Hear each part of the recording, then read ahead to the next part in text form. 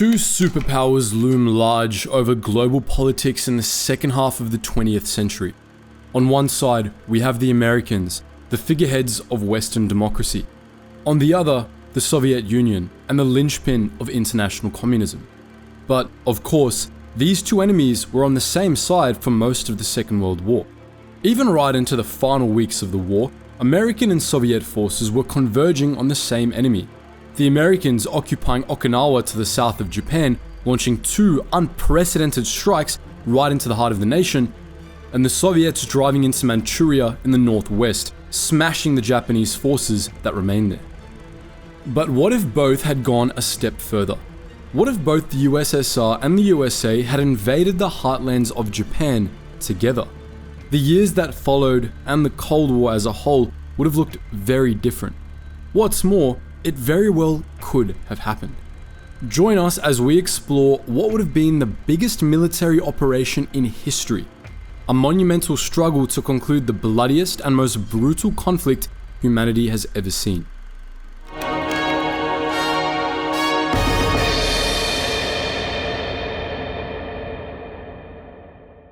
While you're here with us, we'd like to invite you to explore our Ko-fi page. If you don't know what Ko-fi is, it's essentially Patreon without all the censorship and political baggage. Your support on Ko-fi directly fuels our ability to produce unique and exciting content that might otherwise remain hidden in the depths of the YouTube algorithm. In fact, some of our existing videos, like the ones on the Chaco War, the Beagle conflict, and Morris Cohen's incredible journey, haven't received the recognition we believe they truly deserve. But we're determined not to shy away from such important topics, even if they might not align with the algorithm's preferences for promotion. With your support on Ko-fi, we can give videos like these a second chance, ensuring that these valuable stories and insights reach a wider audience without any concerns about our profitability month by month. We also haven't forgotten to include some awesome weekly and monthly perks for our supporters, so make sure you check out the link below. The enemy of my enemy is my friend. This is a good starting point for exploring the geopolitical landscape of Europe and the rest of the world during the Second World War. The Soviets and the Germans had made plans to carve up Eastern Europe with the Molotov-Ribbentrop Pact in 1939, but this agreement was in tatters 2 years later as German tanks and divisions began pushing eastwards toward the Russian heartlands. On paper, the hard-left communists and the far-right Nazis should have been diametrically opposed from the very beginning, but in reality, Stalin was very happy to work with Hitler until his German counterpart double-crossed him. After that, the gloves were off, and the Red Army focused its full might on taking Berlin and crushing Germany. By the time President Roosevelt announced that the United States had joined the war in December 1941, the USSR was already waging a desperate struggle for survival against its German enemy. The USA declared war on Japan and then received declarations of war from Germany and Italy in response. The USA and USSR, emerging superpowers on the world stage, were now on the same side. While it's tempting to think of the USSA and USSR as at each other's throats, at least in an ideological sense from day one, this doesn't tell the whole story. The most intense period of anti-communist sentiment in the USA came later, as the Cold War began after 1945, and as Joe McCarthy and other politicians solidified the anti-Red position. There had been a Red Scare in the US following the Russian Revolution in 1917, culminating in the Sedition Act of the following year and the violent crackdowns of the Palmer Raids in 1919 and 1920. But during the interwar years, you were far more likely to encounter right v left discord and disharmony in the United Kingdom than in the United States. Still, the USA was well aware that they couldn't simply allow the USSR to ride roughshod over Europe as the German war machine began to crumble. In 1944 and 1945, the American and British campaigns in Europe were made all the more urgent by the knowledge that the Red Army was doing the same in the East. Germany had to fall, but it could not fall to the Soviets. When the Big Three leaders met in Yalta in Russian Crimea in February 1945, the mood was more optimistic than tense. Joseph Stalin largely agreed with the terms laid out by Franklin Roosevelt and Winston Churchill and seemed receptive to the idea of a Polish transition to autonomy and socialist democracy after the war. Tentative plans were also outlined to base American bombers in eastern Russia ahead of planned raids on the Japanese home islands. In the end, neither of these things actually happened. Another crucial point, however, was a Soviet declaration of war against the Empire of Japan. With the tide of war now very much in the Allies' favour, both in Europe and in the Pacific, this would be critical in bringing hostilities to an end sooner rather than later. The Allies were already busy dismantling Japan's Pacific Empire. As Nazi Germany felt the vice tightening in late 1944 and early 1945, making a final play for victory at the Battle of the Bulge, Indian and African Commonwealth troops, along with 100,000 British soldiers as well as American and Chinese forces, were retaking Burma. The capital at Rangoon would fall in May 1945. In China itself, nationalist Kuomintang divisions successfully halted a Japanese offensive in late 1944, while American forces commanded by Admiral Chester Nimitz and General Douglas MacArthur were executing a bloody but largely successful island-hopping campaign, getting ever closer to Japan itself. In the first half of 1945, buoyed by these successes, the Allies began to plan Operation Downfall. Beginning with Operation Olympic in southern Japan in November 1945, and culminating in Operation Coronet to take the island of Honshu further north in March 1946, Downfall would be the most audacious and ambitious assault ever undertaken in the history of human conflict. It would end the war, but at an almighty cost. While Stalin agreed to join the war against the Japanese in February of 1945, the official declaration itself didn't come until August 8th. By this time, things had changed in a big way. Berlin had fallen in May and the war in Europe was over. Roosevelt was dead and the United States was now led by President Harry Truman. Perhaps most crucially, the United States had already dropped the first of their atomic bombs on Hiroshima on August 6th. The second would fall on Nagasaki the following day. The Soviets, however, did actually attack the Japanese. On August 9th, more than 1.5 million Soviet troops, along with 16,000 Mongolians, poured into Japanese-occupied Manchuria in northeastern China. A series of assaults swept the Soviets across the region, taking most of Manchuria and Inner Mongolia from the Japanese and driving into the Korean peninsula. The invasion shattered the Japanese defenses on the Asian mainland and ended the naive assumption that a war-weary Soviet Union might still assist the Japanese Empire in suing for conditional peace. Much of the land taken in China was handed over to the nationalist Kuomintang government, while some of the territory was given to the communist Gongchangdang forces, laying some of the groundwork for the Chinese Civil War that would follow. When American forces later entered the southern half of Korea in September, the partition of the peninsula along the 38th parallel would sow the seeds of another conflict, the Korean War, some 5 years later. But we're not here to talk about these subsequent conflicts.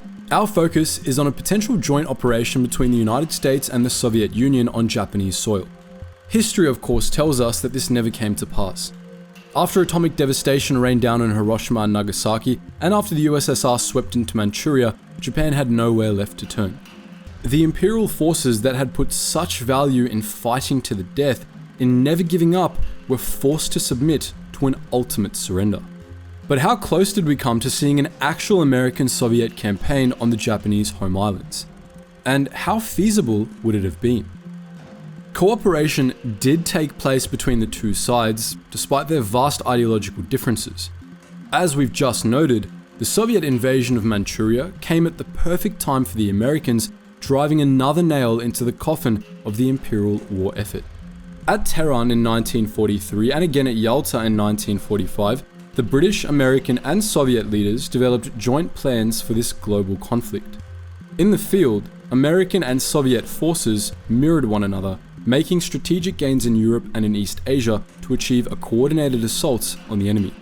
But troops never lined up side by side in battle. Following the Battle of the Bulge in the winter of 1944 to 1945, the Germans could no longer mount a meaningful defense on their western border. As American and British troops pushed into the German fatherland, they required only basic coordination with Soviet forces in the east. An invasion of Japan would have been different. After the American experiences at Iwo Jima and Okinawa, as well as earlier in the war, they knew to expect dogged resistance from Japanese units on home soil. A far closer form of communication would be required. something that would be difficult to achieve as both American and Soviet divisions became increasingly overstretched on the march into Japan. There were also ideological differences that would make joint operations hard. Tactics such as the infamous Order 227, Nishagu Najad, or Not a Step Back, were more in line with draconian First World War disciplinary measures than those of the Second. While the order was abandoned after the Red Army expelled Axis troops from Russia, the tactics of the Soviets were still at odds with their supposed allies on the American side. And then there was a phrase that will be familiar to anyone with an interest in post-World War history: the spread of communism. The war was, hopefully, almost over, but there was still the question of what would come next. The Allies had been forced to tear Germany and Europe as a whole in two to bring about the fall of the Nazi Party. They might not be quite so willing to do the same in Japan and East Asia. As it turned out, the idea of two zones of occupation in Japan was just too much for the Americans to stomach. In a top-secret message from President Truman to the Soviet High Command, the Americans gave the USSR permission to occupy the Kuril Islands, a chain of islands stretching from Russia's Kamchatka Peninsula to northern Japan, but stopped short of any further concessions. Regarding your suggestion as to the surrender of Japanese forces on the island of Hokkaido, Truman's note read, arrangements have been made for the surrender of Japanese forces on all the islands of Japan proper to General MacArthur. Stalin, presumably not particularly pleased by what he read, personally crossed out all references to Truman as president in the note. Prime Minister Kantaro Suzuki and Foreign Minister Shigenori Togo were under no illusions. With Hiroshima destroyed by a new and terrible type of weapon and Japanese divisions annihilated by the Soviet assault on Manchuria, the war had to end, and it had to end now. On August 9th at 10:30 AM, the Supreme Council met to discuss the end of hostilities. Around 30 minutes into the meeting, the discussions were interrupted by the news of a second attack that had lain waste to Nagasaki. The council continued their talks in a grave mood, but even after such horrific events, they couldn't reach a consensus. Suzuki and Togo, along with Admiral Yonai, insisted that the Japanese agreed to the Allied conditions of surrender laid out in the Potsdam Conference with one small concession: the Emperor must be protected. Generals Anami and Omezu and Admiral Toyota did not accept this. They demanded three further conditions: that the Japanese would deal with their own disarmament and their own war criminals themselves, and that the land would not be occupied by foreign powers. That afternoon, a full cabinet meeting was called and lasted long into the night, again reaching a stalemate. General Anami told ministers of 100 atomic bombs held in reserve by the Americans, ready to obliterate the country if surrender didn't come immediately. This wasn't true. In fact, there were no more atomic bombs, although a third could be produced within weeks, and a fourth by that autumn. The threat of nuclear annihilation and the inevitability of eventual defeat was enough, however, to bring the dissenters into line. The following morning, the Japanese gave the Allies their reply. The Empire would surrender almost unconditionally, but the terms of this surrender must not prejudice the prerogatives of the Emperor. The war was over, and there would be no invasion of the Japanese home islands. But what if it had not gone this way? Japan's armed forces had shown themselves willing to lay down their lives for their Emperor and for their nation. Japanese propaganda had built up a supreme confidence in the growing empire and in the glorious destiny that awaited it. While Japan was now aware that total victory was impossible, total surrender was surely not the only alternative. Even as late as August 14th, officers Kenji Hatanaka and Jiro Shizaki led an attempted coup in a bid to thwart the surrender. The coup failed, but it shows us the strength of feeling among those who wanted to fight on. So what would have happened? It seems likely that there would have been a third bombing run sometime after August 19th. Coded messages from a military base in Guam suggest that the target would have been Tokyo, but this was never confirmed. As Japan steeled itself for the coming invasion, a nuclear attack on the capital would have been an enormous military, psychological, economic, and humanitarian blow, ending hundreds of thousands of lives at a stroke and sowing mass panic. If this wasn't enough, a fourth bomb would likely have rocked Japan in September, once again eroding the ability of the Japanese to mount a realistic defense.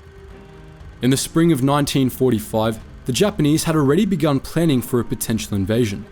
Their aim was not so much to repel the assault and was more focused on making such an operation far too costly for the Allies to even consider.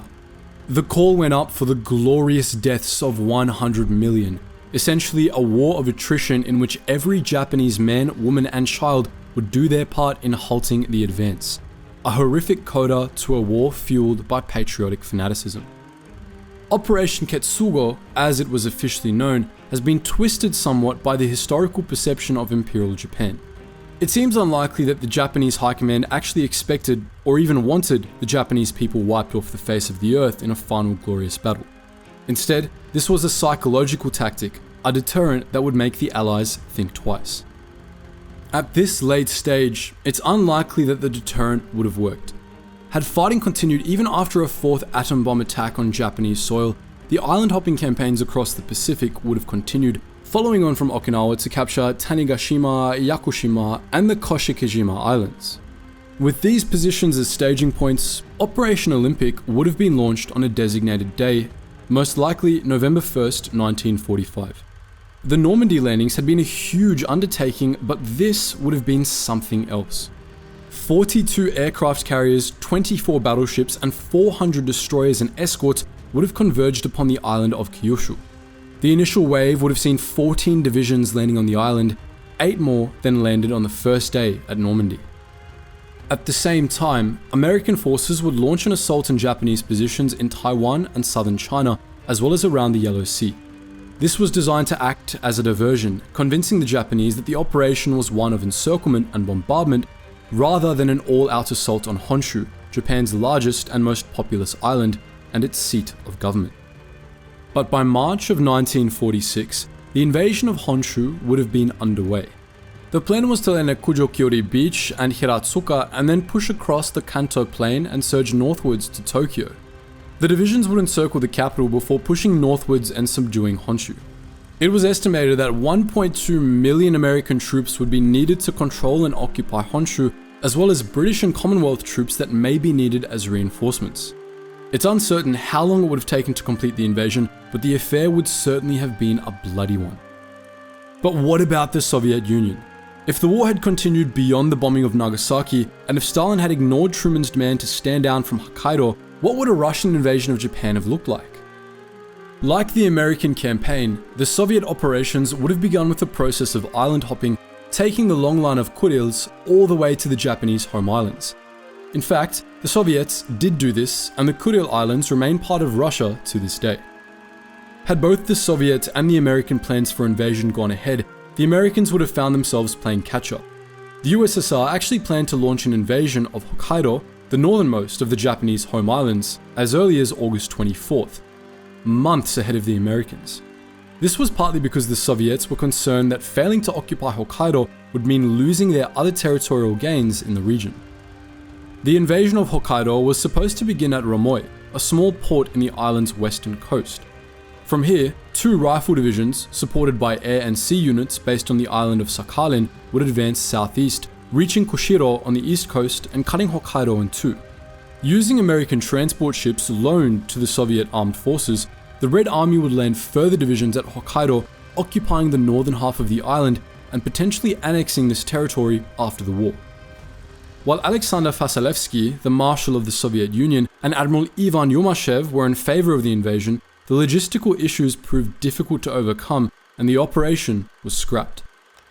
This hypothetical scenario leaves us with a number of questions. Such a massive operation would certainly have huge political and military implications, both during the war's final stages and way beyond. So let's try answer some of these questions. Would there have been a race to Tokyo, like the race to Berlin? Probably not. The Russians didn't have their sights set on Tokyo, possibly because the Americans were in a better position to take it, and possibly because they were more focused on securing their territorial gains in the Far East. Looking at both battle plans, it looks unlikely that we'd have seen a European-style race in the capital. Would there have been a partitioned Japan after the war? This is possible. One part of the Soviet plans was the annexation of part or even all of Hokkaido. In the true-to-life timeline, the United States occupied Japan until 1952, rehabilitating the nation's economy and cementing Japan as a firm Western ally following the Korean War. As anxiety over communism gripped the Western world, It seems likely that this occupation would have taken a very different turn if large chunks of Japan remained under the Soviet yoke. Would the USSR and the Americans have worked together? They would have had to. The Soviets depended on American transport ships to move their land forces, and joint Soviet land and sea operations seemed likely. In terms of boots on the ground, Russian forces would have been concentrated on the island of Hokkaido, but may have been called upon to assist on Honshu if Operation Coronet didn't go as planned. Would the two armies have come into conflict? Active conflict in Japan would have likely led to a reopening of the war in Europe. While both sides would have had to be very careful to maintain discipline among their forces, deliberate conflict seems unlikely. Also, according to the plans, the two nations would have been operating on different islands. The glorious deaths of 100 million plan was an exercise in bluster and bombast from Japan, but it wasn't without a foundation of truth.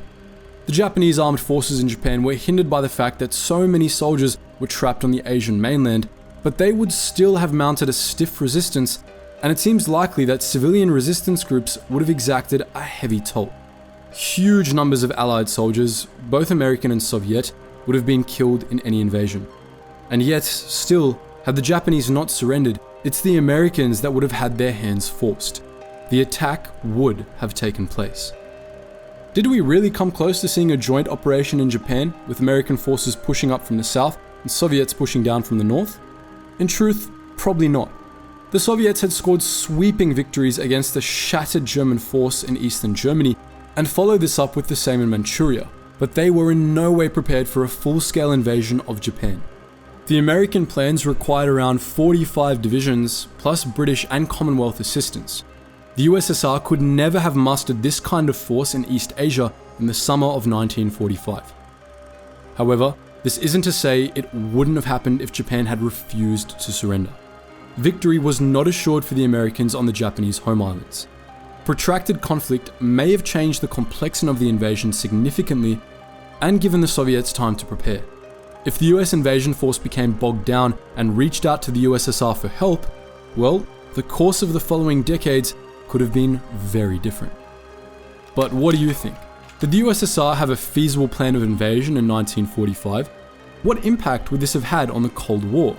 Let us know all that and more in the comments section below. And as always guys, thank you so much for watching, and I hope you learned something new.